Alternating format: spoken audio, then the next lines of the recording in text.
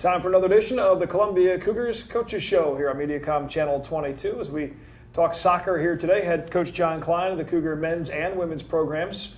My name is Cosmo with Zimmer Sports Network and also on Y107 and do the webcast broadcast for the Cougar Soccer on ColumbiaCougars.com. Before we start, real quick, I want to say again congratulations to Corey Toma and Cindy Fadi Potter. I got it right.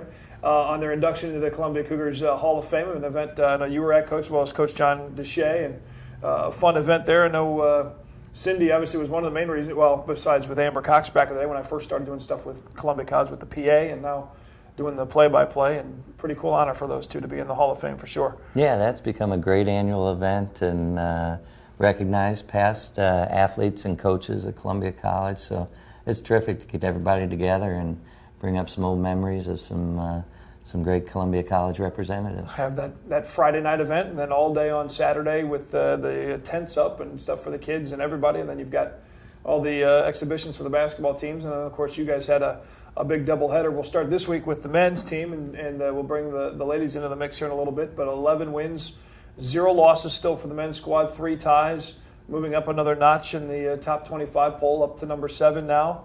And still, what is it, 5-0-1 now in conference play? I think you're right. For the 5-0-1 in the AMC. The last few matches, a couple of 1-0 wins. Talk about those. Yeah, I think the guys just play disciplined soccer. So we know we're always in the game. Don't give up a lot of goal-scoring chances. We look for our shutouts, and then we're doing the job on the offensive end as well.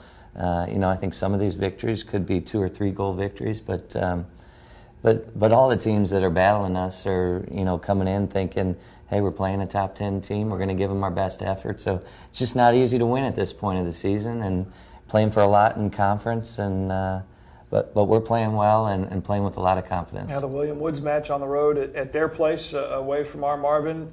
And they had the better of the shots, at least in the total in the first half. And you guys come out and put it to them defensively and come away with a goal, another goal for Ramos. Marko Paunovic had the goal in the Marko William got Woods back game. on the board last night. It was exciting to see him score. He was excited about it. We talked about it a little bit. We were looking for just a little more energy on the field from Marko than we've seen in recent games. And I told him he was going to score a big goal. Come on, we need you. And he did it. And he celebrated like he just won the World Cup. But that's good. We want that enthusiasm. And, Woods was very good. They've had a very good season to this point. They're scoring a lot of goals. They take a lot of shots.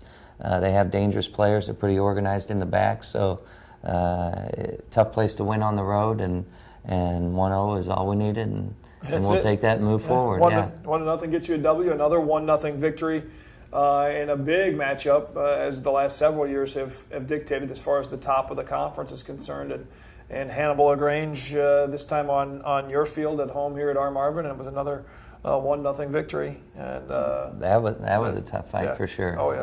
And we did score early in that match, and we're able to hang on to it. But Hannibal brings a terrific style of soccer to the field. They move the ball. They possessed it a lot. Certainly they possessed it more than we did, but I think our scoring opportunities were better. And again, our defensive discipline and organization helps us win that contest. So, I think our style has kind of evolved into, we protect our goals, certainly. That's our first and foremost concern. And after that, once we win the ball, I think we're able to go into attack mode. And, maybe it's a conservative approach, but it has us where we are, 11-0-3, and sitting at the top of the AMC. And now to a different side, and maybe a lot of folks that maybe you are aware or a different capacity of another side of your job, and I know having a conversation with Bob Burchard a little bit after the game against Dordt College, you have to play basically, card management with the yellow cards, and talk a little bit about maybe to someone who's unfamiliar with how the collection of yellow cards on a player can keep, it builds up throughout the season, and you have to kind of balance when you play a guy or sit a guy versus when he is automatically out, as Andres Acosta was out for that game. Is it 5 yellows and then you have to sit the next? Is that correct? Yeah, so I think most people are familiar with the yellow and red card system in soccer, which is used to by officials to manage the game. Unfortunately, it's also used to manage a player's season, and you're permitted 5 yellow cards before you have to sit a contest. And Andres had accumulated 5 cards, so he sat on homecoming day, had to sit. Also, Nikola Velikovic, our center back, had accumulated 4, and if he would have accumulated another one, would have had 5 and might possibly have had to sit our match against William Woods. So we didn't play Nikola in the homecoming day. We sat a couple other guys early.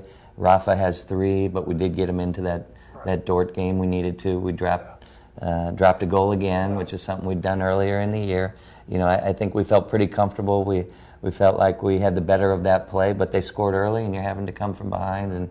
And Rafa's been the guy in our attack that has been consistently dangerous throughout the year. Yeah, 8 goals, 3 assists for number 21, and he's been awarded AMC Offensive Player of the Week. And it was in that match because of with the injury and the loss of Liam Kane, and then without Andres and Nikola, you were able to run some guys out that maybe aren't getting the same amount of minutes and playing a couple positions, but because of being down 1-0, as soon as he was on the field, it was light switch time, and especially after he found the goal, then you got another one late in the second half, and it was a completely different match with him out there for you guys. It is. He just knows where the goal is. He knows how to get there. He knows how to be dangerous. He scored the goal moments later, you know, just before halftime. He hit the crossbar, and you know, you knew that he was going to threaten for the rest of the game, and he did. And I'm trying to remember now who scored the winner in that game, though. It's not coming to me. I'll have to look it up. But because Rafa got us going. But either way, you know, another 1-goal victory, and I'd like to see us put a couple teams away here down the stretch, and you know, run off 3 or 4 goals in a contest. But right now, you know, it's again, I think we feel like we're going to win every time we step on the field. We'll come back and talk more about the men's squad, a little bit about the schedule. There's only a handful of matches left in the regular season before the AMC Conference, and then a run at the national tournament opportunity for the number 7 ranked Cougars. We'll come back after this. Talk more CC soccer on the Cougar Coaches Show, Mediacom Channel 22.